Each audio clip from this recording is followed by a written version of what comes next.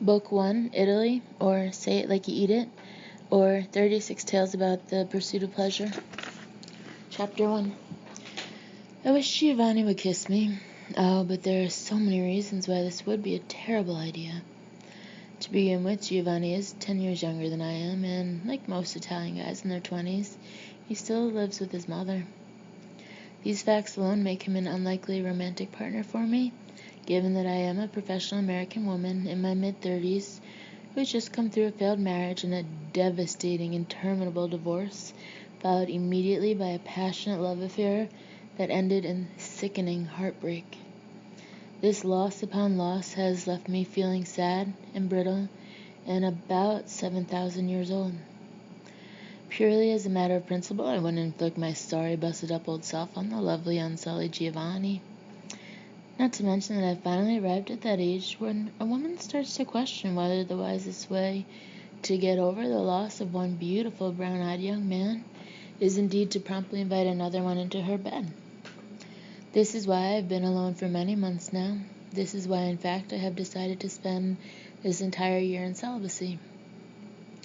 To which the savvy observer might inquire, then why did you come to Italy? To which I can only reply, especially when looking across the table at handsome Giovanni, excellent question. Giovanni is my tandem exchange partner? That sounds like an innuendo, but unfortunately it's not. All it really means is that we meet a few evenings a week here in Rome to practice each other's languages. We speak first in Italian, and he is patient with me. Then we speak in English, and I am patient with him.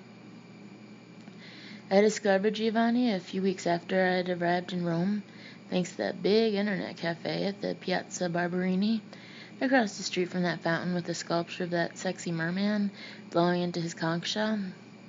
He, Giovanni, that is not the merman, had posted a flyer on the bulletin board explaining that a native Italian speaker was seeking a native English speaker for conversational language practice. Right beside his appeal was another flyer with the same request, word for word, identical in every way, right down to the typeface. The only difference was the contact information. One flyer listed an email address for somebody named Giovanni, the other introduced somebody named Dario. But even the home phone number was the same. Using my keen intuitive powers, I emailed both men at the same time, asking in Italian, "Are you perhaps brothers?"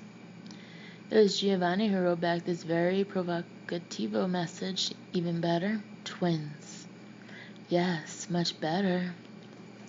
Tall, dark, and handsome, identical 25-year-old twins, as it turned out, with those giant brown liquid-centered Italian eyes that just unstitched me. After meeting the boys in person, I began to wonder if perhaps I should adjust my rules somewhat about remaining celibate this year. For instance, perhaps I could remain totally celibate except for keeping a pair of handsome 25-year-old Italian twin brothers as lovers, which was slightly reminiscent of a friend of mine who is vegetarian except for bacon, but nonetheless I was already composing my letter to Penthouse. In the flickering candlelit shadows of the Roman cafe, it was impossible to tell whose hands were caressed. But no. I chopped the fantasy off in mid-word. This was not my moment to be seeking romance and, as day follows night, to further complicate my already naughty life. This was my moment to look for the kind of healing and peace that can only come from solitude. Anyway, by now, by the middle of November, the shy, studious Giovanni and I have become dear buddies. As for Dario, the more razzle-dazzle swinger brother of the two, I have introduced him to my adorable little Swedish friend Sophie, and how they've been sharing their evenings in Rome is another kind of tandem exchange altogether. But Giovanni and I, we only talk. Well, we eat and we talk. We have been eating and talking for many pleasant weeks now, sharing pizza and gentle grammatical corrections, and tonight has been no exception. A lovely evening of new idioms and fresh mozzarella. Now it is midnight and foggy, and Giovanni is walking me home to my apartment through these back streets of Rome, which meander organically around the ancient buildings, like bayou streams snaking around shadowy clumps of cypress groves. Now we are at my door. We face each other. He gives me a warm hug. This is an improvement. For the first few weeks, he would only shake my hand. I think if I were to stay in Italy for another 3 years, he might actually get up the juice to kiss me.